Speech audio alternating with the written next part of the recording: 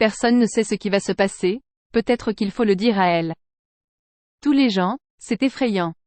Le lundi 29 janvier, Luc Ferry, ancien ministre de l'Éducation nationale sous Jacques Chirac, a été invité sur la chaîne CNews pour discuter de l'actualité.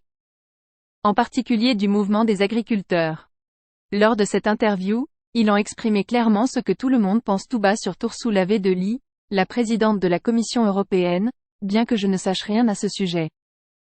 Vous entendez le cri des agriculteurs qui monte depuis plusieurs semaines, et qui est particulièrement audible depuis quelques jours, Luc Ferry? Jacques Chirac avait une grande connaissance du monde paysan et était capable de communiquer avec lui. Bonjour, la principale difficulté dont vous avez parlé tout à l'heure, comme notre ami l'a mentionné, c'est qu'il y a une partie qui dépend de la France.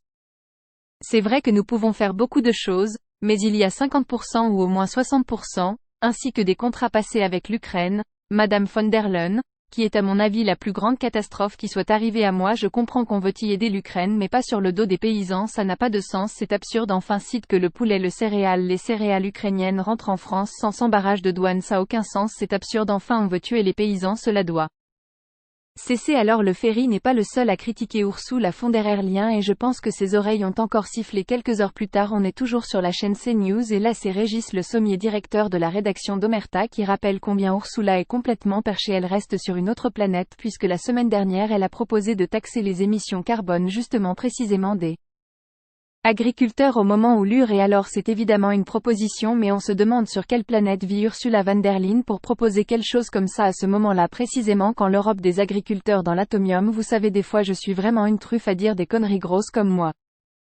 Le jeudi 1er février, Emmanuel Macron doit rencontrer Ursula afin de discuter de la crise des agriculteurs et de trouver des solutions.